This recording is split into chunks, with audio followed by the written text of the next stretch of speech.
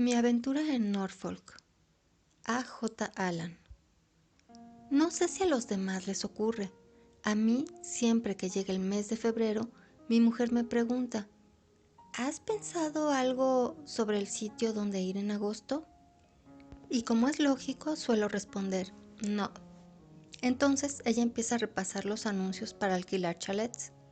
Bien, esto sucedió hacia el año pasado y como de costumbre, ella encontró algo que parecía convenirnos. Decía lo siguiente: Norfolk Hickling Broad Chalets, amueblado con jardín, garage y cobertizo, etc. Y vajilla y ropa. También pedían una renta bastante alta. Le insinué a mi esposa que querían demasiado dinero, pero ella replicó: desde luego, lo que tienes que hacer es ir allí y hablar con el casero para que nos hagan alguna rebaja. Suelen siempre rebajar algo. La realidad es que nunca lo hacen, pero es una tensión que debía tener con mi mujer, por lo cual le escribí al casero pidiéndole que preparara el alojamiento para pasar la noche y poder ver cómo era aquello. Me contestó a vuelta de correo diciendo que estaba todo dispuesto y que le había dicho a la señora tal que fuera para arreglar la cama y disponer todo. En realidad mi familia sabe hacer las cosas perfectamente. Yo tengo que probar primero las camas y según los cardenales que éstas me dejan, así mi mujer decide lo que se hará con ellas. No recuerdo a qué hora llegué, pero me encontré en el sitio más solitario y apartado del mundo, y en aquel momento gozaba además de una espesa tormenta de nieve. Primero me dejó el tren en Paterhagen y luego fui conducido en auto unas 5 millas desde la estación. Afortunadamente la anciana señora Selston, la asistenta, estaba allí y me encendió el fuego. Luego me asó un buen filete por cuyos servicios le quedé verdaderamente agradecido. Pensé de repente en el trozo de vaca que me estaba comiendo y cómo se podrían llevar aquellos filetes hasta aquel lugar, habiendo muerto la vaca aquella misma mañana. Era en realidad un poco raro. Mientras consumía mi cena, la anciana no paraba de hablar. Me contó que su marido acababa de ser operado y desarrolló todo un completo informe de la operación, que era casi un discurso de cirugía. El filete estaba bastante crudo, y esto parecía dar la sensación de que yo mismo estuviera ilustrando gráficamente aquel relato. Al terminar, recogió y limpió la vajilla y se marchó a dormir a su casa. Después de un ligero examen del interior del chalet, salí afuera para explorar también su exterior. Naturalmente estaba muy oscuro, pero ya no nevaba con la intensidad de antes. El garage estaba a unas 15 yardas de la puerta trasera. Pasé a su alrededor, pero sin entrar dentro. Después bajé un poco y encontré el cobertizo. Todo el lugar me pareció agradable para el verano, pero al mismo tiempo pensé cómo habría gente a quien le gustaría ir al Polo Norte. Por lo tanto me metí en el chalet y me coloqué al lado del fuego. No tienes idea de la tranquilidad que reinaba en todas partes. Incluso los pájaros se habían ido, y menos mal que aquella noche no les daba por trabajar. Unos minutos antes de las 11 oí el primer sonido desde que la señora, ¿cómo se llamaba? Oh sí, Selston se marchó. Era el ruido de un coche. Si este hubiera pasado de largo, probablemente no hubiera notado nada, pero no fue así. Parecía haberse parado un poco lejos en la carretera antes de entrar a la casa. A pesar de todo, no me hizo ninguna impresión. Al fin y al cabo, los coches no tienen más remedio que parar alguna vez. Pasaron 5 o 10 minutos. Entonces empecé a darme cuenta de que el coche no había vuelto a arrancar. Me levanté y miré por la ventana. Había cesado de nevar y a través de la verja del jardín se veía un resplandor, lo que me indicó que debía de haber algún foco encendido y oculto a mis ojos. Pensé que lo mejor sería salir a dar un paseo e investigar. Como había supuesto, encontré un coche magnífico aparcado en mitad de la carretera y a unas 20 yardas de la verja del jardín. La luz era muy débil, pero a medida que me fui acercando, vi una mujer con el capot del coche abierto, tratando de arreglar el motor. Parecía joven y atractiva, pero estaba tan envuelta en pieles que en realidad no se podía decir nada más. Me acerqué y le dije: «Buenas tardes, ¿puedo ayudarla en algo?». Me respondió que no sabía la causa de la avería del motor, que se le había parado y no lo podía poner en marcha. Realmente era así. El coche no podía arrancar ni aun dándole a la manivela.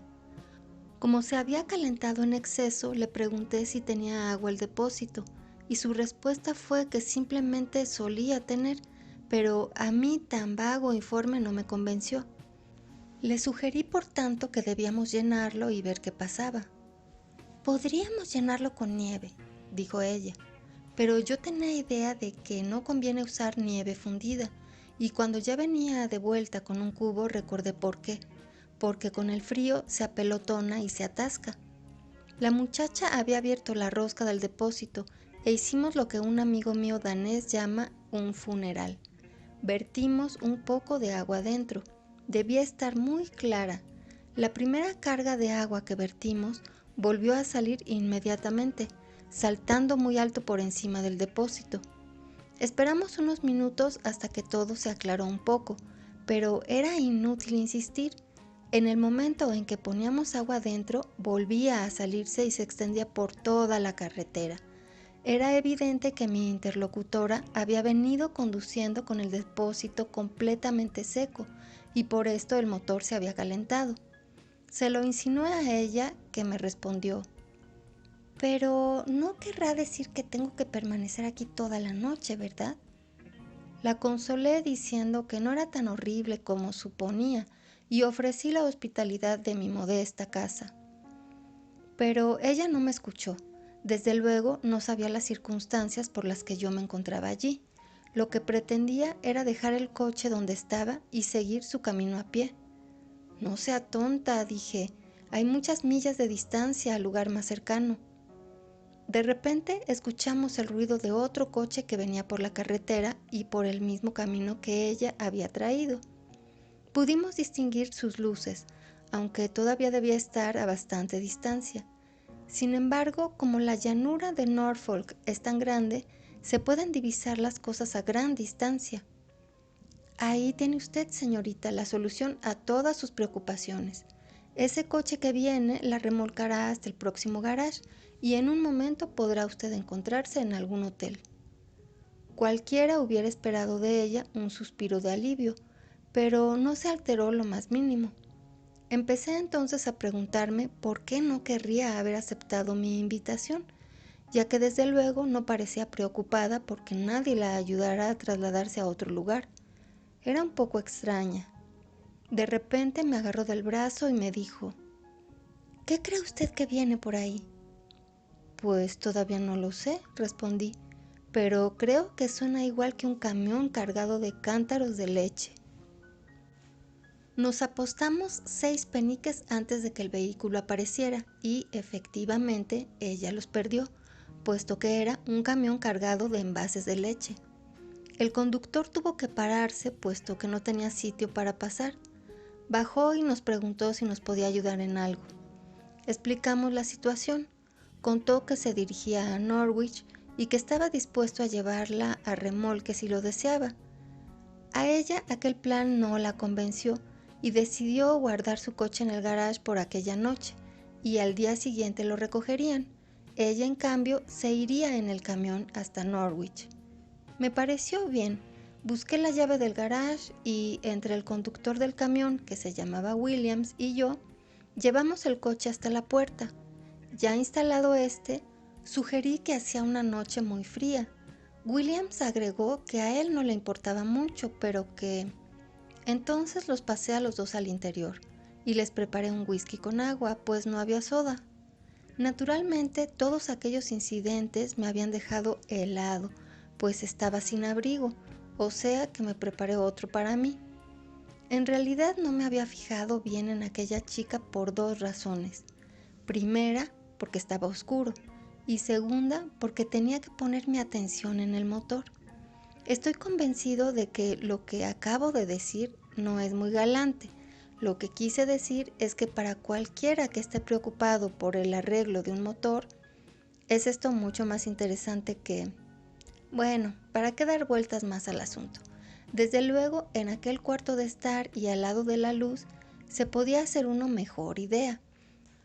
Era un poco mayor de lo que en principio pensé y sus ojos parecían muy juntos uno del otro.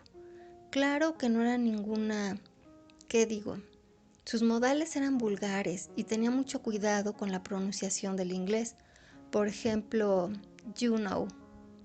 Nos trataba como si hubiéramos sido amigos de toda la vida y no habíamos hecho nada por merecerlo.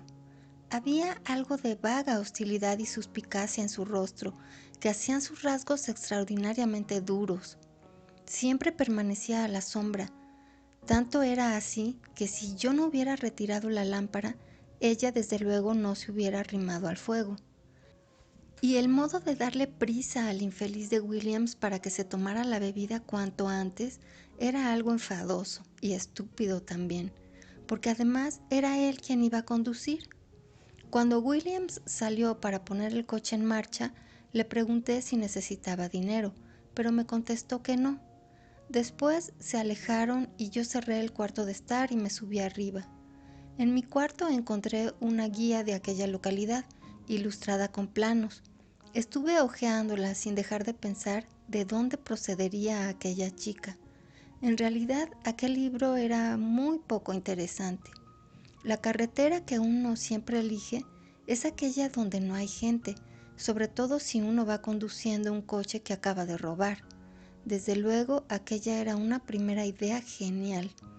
Pensé que no sería ninguna tontería echar un vistazo al coche. Una vez más, cogí la llave del aparador de la cocina y salí afuera a la nieve.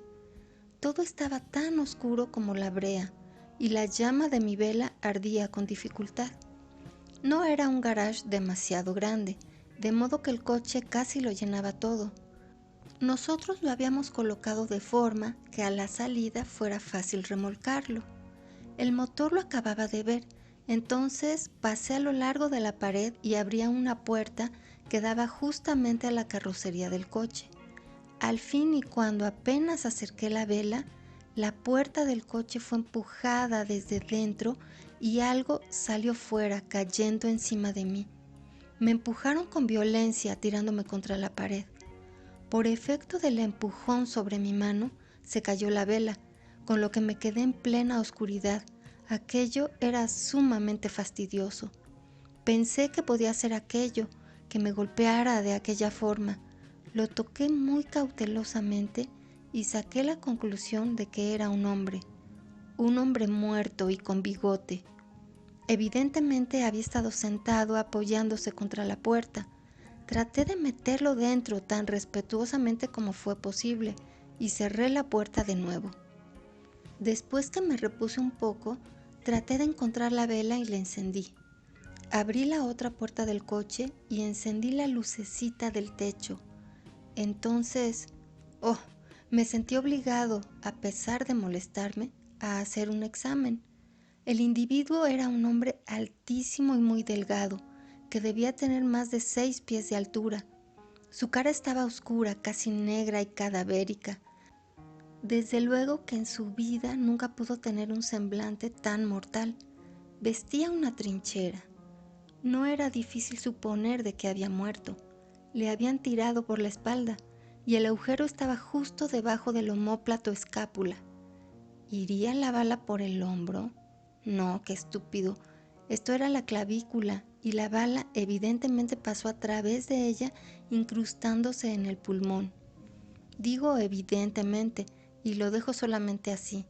No llevaba papeles en sus bolsillos y su traje no marcaba el nombre de ningún sastre. Solamente encontré una nota con 9 libras dentro. Me veía metido en un asunto bien desagradable. Desde luego no podía atribuírselo a la providencia, pero tampoco podía dejar de pensar a quién se le habría ocurrido. Era un poco misterioso también. ¿Quién lo habría asesinado? No era probable que aquella chica lo hubiera paseado alegremente por todo el país. Y si otra persona lo hubiera matado, ¿por qué no lo dijo? En resumidas cuentas, ella no había dicho nada, pero se había marchado. Por todo eso no se podía investigar en el futuro. Cerré el garage con llave y me fui a la cama. Serían las 2 de la madrugada. Entre unas cosas y otras, A la mañana siguiente me desperté temprano y tuve la idea de ir y echar una nueva mirada, ya con la luz del día y antes de que la señora Selston volviese. Así lo hice. La primera cosa que me sorprendió es que había nevado con tanta intensidad durante la noche que no se distinguían ni las marcas de las ruedas ni las pisadas. La segunda fue que había dejado la llave en la puerta del garage. Lo abrí y penetré dentro. Todo estaba completamente vacío. Ni coche, ni cadáver, ni nada. Solamente en el suelo se notaba un camino cubierto de hierba, precisamente donde dejé caer la vela. De otro modo, nadie podría demostrar que yo había estado allí antes. Solo habían dos posibilidades para explicar lo ocurrido: o que alguien hubiera venido durante la noche y se llevara el coche, o que yo quedase dormido delante de la chimenea y lo hubiera soñado todo. Entonces recordé los vasos de whisky. Debían hallarse todavía en el cuarto de estar. Fui dentro y allí estaban los 3 vasos. Luego no había sido un sueño y en realidad el coche se lo habían llevado. Pero lo debieron de hacer con verdadero cuidado. La chica había dejado su vaso encima de la chimenea. En él aparecían de manera clara las marcas de sus dedos. Algunas eran mías, naturalmente, porque yo fui quien lo trajo de la cocina y le preparé a ella la bebida, pero las señales de sus dedos estaban claras, mientras que las mías un poco borrosas, o sea que era francamente fácil distinguir las unas de las otras. Por eso era necesario guardar ese vaso. Sin duda era una pista importante. Allí había estado un asesino o algo parecido, y la chica tenía que estar enterada de todo aquel embrollo, si el asesino no era ella misma. Por eso, todo lo que fuera una pista segura debía ser entregado a la policía. Pero en realidad aquella era la única que había dejado.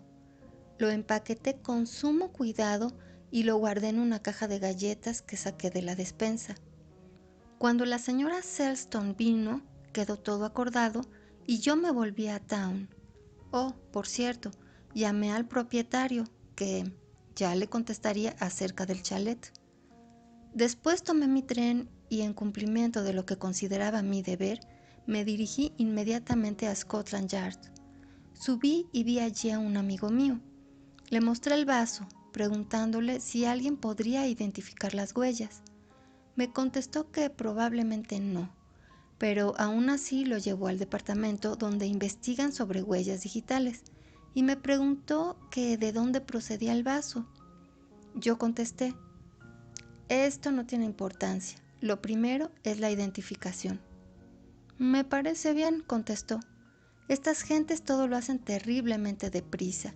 El empleado estaba de vuelta a los 3 minutos con una serie de papeles. Conocían a la chica perfectamente. Me dijeron su nombre y me enseñaron su foto. No lo digo por adularlos. Era una chica con muchas aventuras en todos los sentidos. Al principio de su carrera había hecho 2 veces de ratera, así figuraba en el libro del departamento.